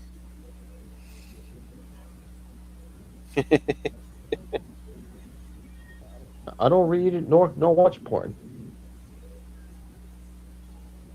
Shut up, choir boy. Oh, did anyone read the Oh, comic Neotopia? Neotopia is another good title. It's another good series sorry, from Antarctic Press. I did read it, but I didn't finish it. However, I actually found the full series at one of the local comic book stores I go to. I go there every now and again, and well, really like every Wednesday in life. But it's solid. It's a solid fantasy series. It's so now to give it the skinny. Neotopia is created by Rod Espinoza, and it's set in a fantasy world where in a utopian future, magical creatures have since returned, and Nate and the queen, excuse me, well, not queen, the princess Nayland, she is seen as a compassionate ruler for Floratopia. But what people don't know is that the princess they see is not the real princess. She's an abused servant substituting for the real one, who is in reality arrogant and vain. So however, when she ends up being kidnapped, it becomes a race to save her before the enemy forces finds out that they kidnapped.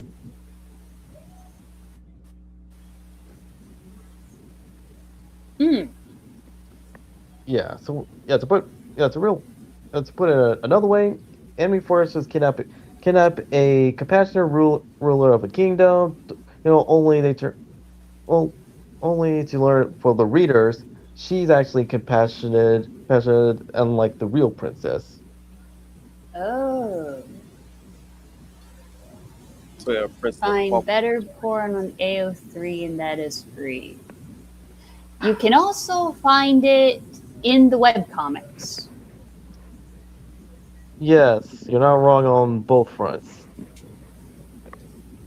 I mean, if Uh, I want to read porn, I'll look through hentai. And that's there all. was one comic that is full on fan service, equal opportunity, everything that was called Girl Power, GRRL Power, and the lady The and webcomic series.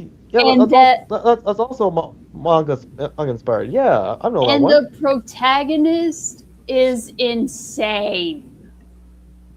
Yes, yes, she's insane, and yet she will, yes, she is like the host of multicolored orbs that grants her different powers. So the one comic I really liked more was the one where they had the pop star that ended up with the guy that was a big wasn't really a big fan. They had the pop star that married the guy that she ended up on a road trip with. I forget what the name of that one was called, but that one was actually nice and cute. I've heard of that one. Yeah, but girl power is a rather enduring web original like English language like manga web comic, and it's still ongoing too. Which actually reminds me of another like based like manga web comic called Rascals. No, it's an ensemble. It features an ensemble cast of characters. It's one half slice of life, the other half is fantasy, action, adventure. And for the showcase like one of the characters like his friend who later became his girlfriend, however, like and their friends as they go through like the tribulations of life, while also going on a variety of adventures. Essentially, Hmm. essentially, it's Archie meets regular show if it's turned into a manga. Oh. I used to read the. What I used to. what the dash of Dragon Ball? Mm, I used to read the Muse comics, but I'm scared to revisit those. 'Cause- Scary in What its own right. no, it's they may represent a demographic that's, I would say, viewpoint wise, opposed to my viewpoints, to our viewpoints. Oh. But I hmm wouldn't really call them that per se, because in some of their books there is consequences and accountability. But again, I'm a little Hmm. scared to revisit those, especially the That's fair. especially the My Boyfriend the Monster series as well. Those were fun to read. Hmm. It's so, this story is an anthology series where the girl next door runs into and falls in love with a hot guy. Turns out he's a monster. And the other three I've read so far, one was a fae, another was a vampire, another was a Frankenstein, and the first one actually that I read, number one, was a zombie. That one was pretty cool. Oh. Really funny Oh, was once the story was done, there's always these little extras at the back, which is hilarious. Hmm. But what was so cool about the my friend's a monster series, different artists each book. They were never the same artist. And the Oh. one the Fae was a bit more manga-ish in some areas. Hmm. The Frankenstein one was more in line with Frank Cho's ink style, but with a little bit of Archie style look to it, without the beady eyes, so to speak. Oh. I forgot how the zombie looked. Same with the vampire. Hmm. As a matter of fact, the Fae ones where I learned that Fae were weak to iron. My favorite one, let's see, my favorite manga that I've read in recent years had been My Crybaby Neighbor. Hmm. yep. And it's done by a not safe for work artist. And you know what? Now we're bringing up manga. A lot of manga artists did start off as hentai artists. Most, not all.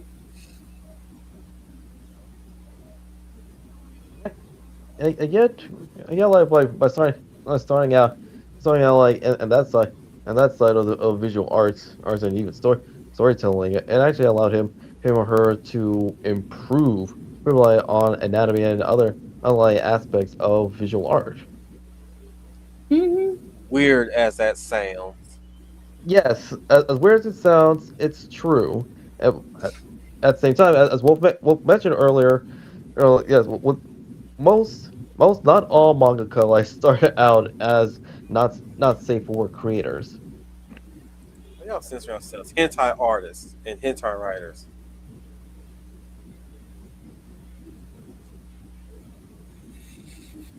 Come on, they not Make, ashamed of that shit. So why should we be ashamed to label them as such? makes sense. Especially when you're basically visually trying to get him to get it on like Donkey Kong. All I'm saying, Yes, strange as that sounds, it yeah, happens. it's strange as it sounds. So yet those mangaka like, who are former like hentai artists and writers like they hide that former profession like really well. Mm-hmm. And I sense that Leia is a bit lost. I'm not lost, but as I said, I don't know. I really don't have much to tell you. It's okay. Sorry. Sorry. Uh, It's kind of It's funny. fun. It's kind of funny how hentai got started, especially when you look at what hentai originally looked before and hentai we see today looks like. Hmm. Especially the origin of the tentacles. I'm sure Leia's curious. I'm teaching Leia. I don't know what you're talking about. The animal thing is not my area. I'll let you guys have a good time with that. Well, Early. Black Sad, like you'll enjoy it. It's not it's a solid series with a good mystery He and a trying to look compelling at no character. It's tits. a noir book. It's a noir book, yeah, like the Popes. She ain't trying to look at no damn cat nipples. Even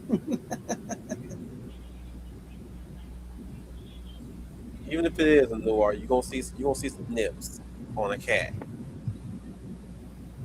Yeah, Just saying. but from the neck down, it is normal anatomy, so nothing alien. Just saying. Lay's a classic lay. She Point. ain't Look, the point. out Look, the that. point is, for anyone who enjoys Dick Tracy and Dick Tracy, Sherlock Holmes, or even Raymond Chandler, they'll enjoy Black Sad. Speaking of Dick Tracy, it's still going too. It's in the newspapers. Mm-hmm. Tracy, he's actually been getting a little renaissance thanks to Mad Cave. Well, shit, I remember reading newspaper comics as well. Like, say, Yeah, me too. Yeah, yeah. me too. I even watched the movie Prince Valiant, Prince Valiant. Yes. Garfield. Mm-hmm. Read a few Garfield ones too. Oh gosh, I was obsessed with Garfield as a kid. I don't I even mean, who cartoon I mean, before I ran into them in the newspaper. who wasn't? And of course, there's another classic newsprint comic, Dilbert. Oh yeah, definitely ran into Dilbert here and there. Yeah, rest in peace to his creator. Mm-hmm. The show Eh, was great too. I remember liking the show. Like the comedy only from Dilbert still holds up. Yet interestingly enough, I watched the animated series and then I read the comics. I saw the comic because it was in the IT stores as office supplies. Ironically enough,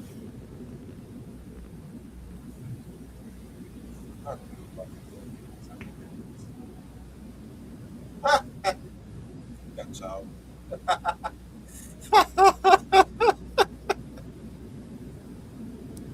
Oh Lord, getting child late into it. no, Leia, no. On which one? About Green Elephant Man or Black Sad. Oh, yeah, it does have that too. It's like Black Sad's not really say porn, but you do show some nudity. It it's basically a mystery story without the censorship. Mm-hmm. And mystery cozies are the mysteries you'd want to read if you wanted the mystery part without the blood and gore. But it ups everything else. Though the way how they situate the animals race wise is kind of hilarious, and I wonder why people raise a tiff over it, like the Dobermans. I'm like, y'all really are fucking getting your panties in the wild over this racial coding of the Dobermans. Wait, what did they make the Dobermans represent? Black people. That's more badass than the Winx Club version, which was the lady that had a panic attack because people kept touching her afro. Mhm. Look, and I get it. Winx Club is a great magical girl story, but sometimes when they had the slice of life plots, it was like the common sense went down to like the level of the characters that were facing horror movie antagonists.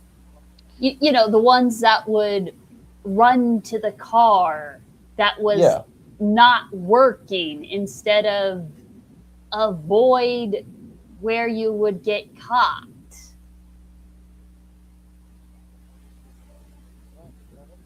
Name of this manga series? Hmm? No, I said what's the name of the manga series? The manga series. Which one? I think I mentioned more than one. Schoolgirl one you mentioned earlier. Oh, the Winx Club. That's actually a TV show.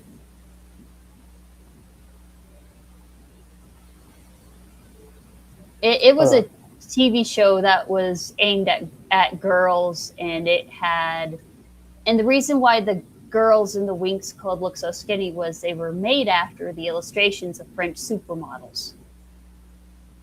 well, yeah, That's why the art style started out looking really unique, but as they kept going along with the TV show, it started looking a little less girly. And they are you've got hardcore, you've got a really, you got a soap opera, and then the magical stuff, and then back to the soap opera.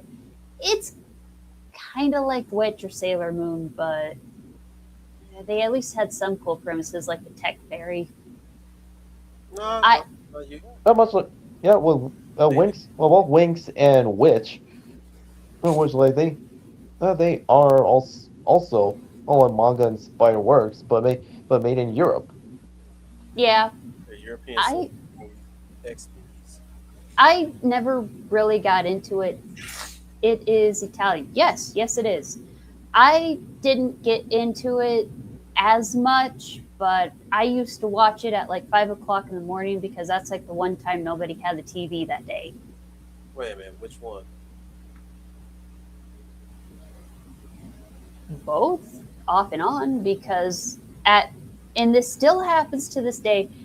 You can find on some of the public TV channels some of the more obscure Saturday morning cartoons are shown in the time blocks between when a parent is working late and they need to have something to keep the kid entertained while they're getting ready for work and they're leaving out the door early in the morning.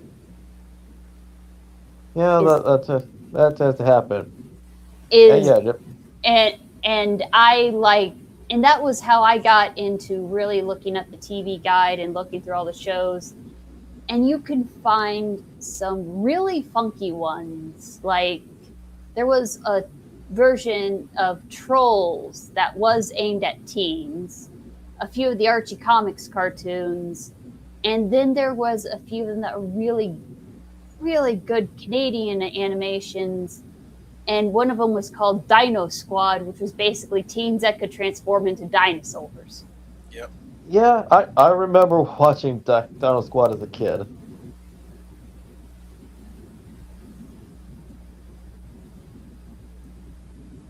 I Had I an interesting watched premise. I That's a watched yeah, it did have a good premise. I'd watched the cartoons a lot because it was, well, I watched the cartoons because it was like, oh my gosh, the news is either depressing, enraging, or boring because they had nothing fun on. But you can always count on a cartoon to at least be food for thought, even if it was a bad cartoon. And then I'd also gotten into the comics because, well, it's reading. What's more fun? What combines reading, writing, and drawing? Comics. Mm-hmm. Dino Squad like act. Oh, did that too get a comic book series? Dino Squad did a comic book series. No, I don't think they did. Not So exactly, but there was one series that had gotten its own video game and its own few toys, I think, and it was called Dragon Booster. Oh yeah, oh yeah. I remember Dragon Booster. Jedi. And at one Yep, point, Jedi. it even had a prologue comic about the origins of the dragon and Arthur. Hmm.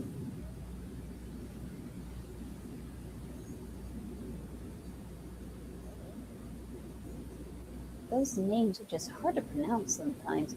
At least Parm was fun to pronounce. Parmesan and his Ankylosaurus little dragon. It's Arthur. Arthur Pendragon, and yeah, I forgot the names of the dragons, but I do remember most of the power ups, and they had magnetic base powers.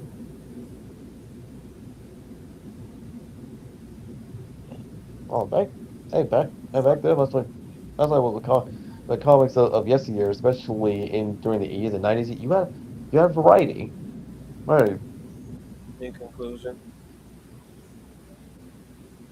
And in conclusion, although there are still quality comics and manga like being made today, on the comic book side of things, you'll find more quality stuff in the independent scene than in the mainstream. Mm, fair. Uh, I guess the reason why I really like the comics is it had all the same stuff I looked for when I went to watch stuff on TV. indeed. It's to happen. So It's like, to happen like that. like to thank everybody for being here. Those three of you, those not just motherfuckers popping in and out. Thank you so much for bearing with us as we were dragging ourselves through this one tonight. Even though we were picking up speed here and there, everywhere, all around. Uh,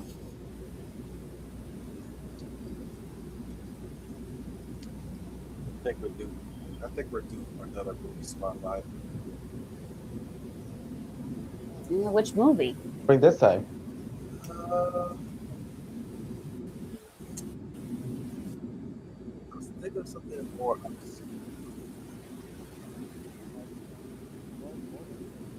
Well, there's one movie I suggested earlier that we can all go over for movie spotlight, Hiding Out.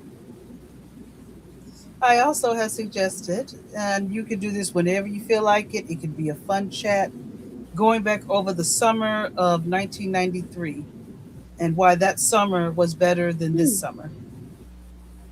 Oh, that's more you can get in because I don't remember what happened in 1993. Summer of Well, you had Jurassic Park, 1993? you had Jurassic Park, The Firm, and The Fugitive. And I personally felt those were some of the Ooh, three best movies of the summer. Uh, I okay, I okay. recently watched I recently rewatched The Fugitive and it still holds up. It still holds up. And we watched The Firm. I think The Firm still holds up.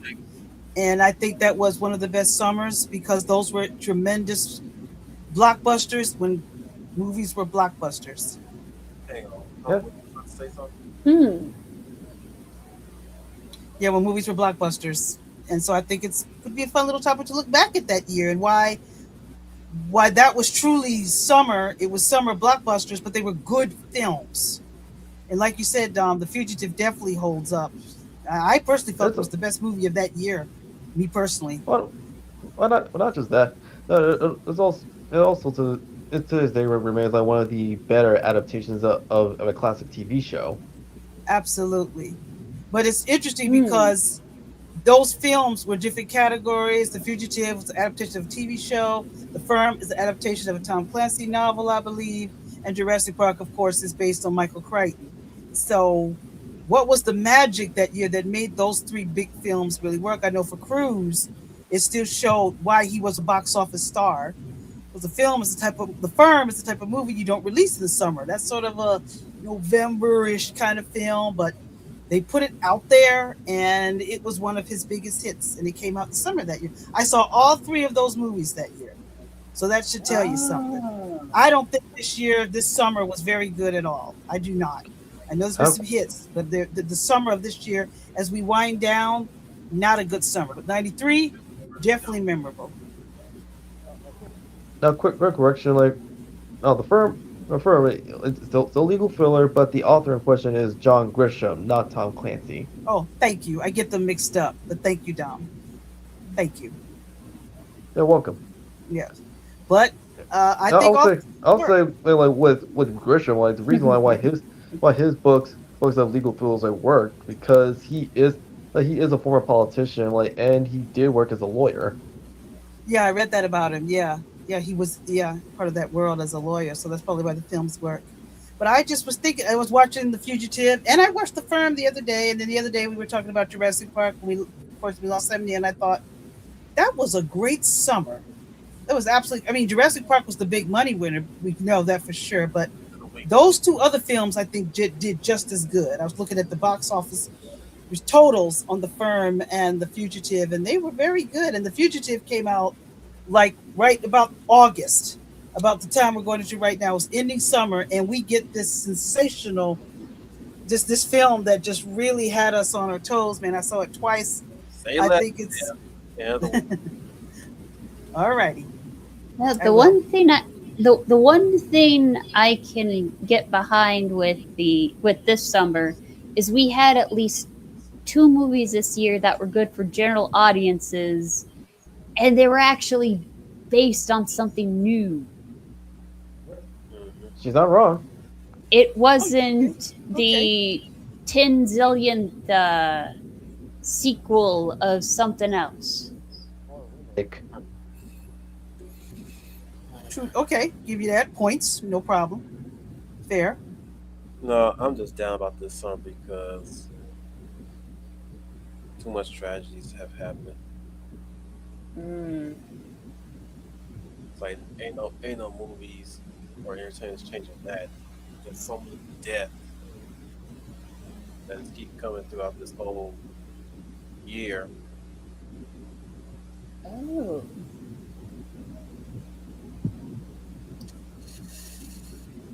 We've had a lot of births too. That is true. I don't know. about I'm just worried more about next year. What that's gonna hold for us. Last Starfire is gonna be the movie spotlight. all right. I don't think I've seen that one. I'll look it up and I'll let you guys know. Ever seen the last Starfighter? I don't remember it. It's been a while. Oh, that'd be new to me. I hadn't Yeah, seen it. it's been a while. To be. Oh, you two will get a kick out of it. And next time for movie spotlight, like we should cover Hiding Out. There is Hanna-Barbera. Hanna-Barbera actually did a serious movie that was True. Yeah, practically lost media, Halloween. it is. and it was on. I found out about it on Pella Creepy's account. He's like the writer for. He's one of the writers for Comic America. He also writes horror for Sursova magazine. Wait, it's not the Halloween tree. Halloween tree is Hemdale.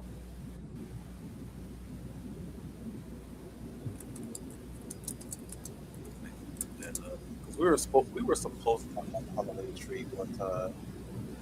Hmm. I never got around to setting that up.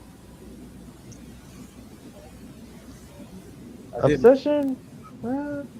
I've yet to watch Obsession, then along with Backrooms, but well, will that count as a summer movie? Hmm.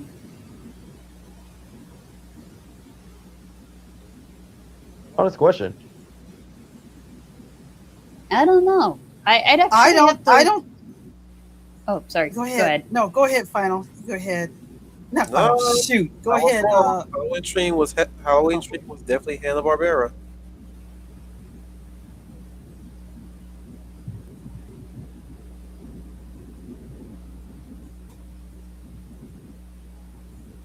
I kind of liked it because it was one of the few movies where they said, yes, we do more than just animate the same thing over and over again. But I like their stuff, so I'm kind of biased by a lot. Wrong. Yeah, and it's good. That's good to know. It's good to know to inform others that they are not one notes. They're capable of being dramatic when it's necessary. Shit. I wouldn't call them one. No, I just call them money savers. Money savers plus like much like with Archie, Adele, and Gladstone, and like there were a lot of comics made for the Hanna-Barbera characters. If you want a show, a cartoon that was odd, there is one off of an obscure lost media channel. I think it was called, I forget what it was called, but they had basically rotoscope, not rotoscope, literally pasted the voice actors' mouths on the cartoon character's face. And it looks interesting. Interesting good or interesting bad? Interesting in a dumb, fun way. Okay, so that so, You've so that still got all of the 1970s cost saving animation stuff, and then suddenly a cut to the cartoon face with the realistic mouth on it. It's like, Getting close to how 12. did they make that work?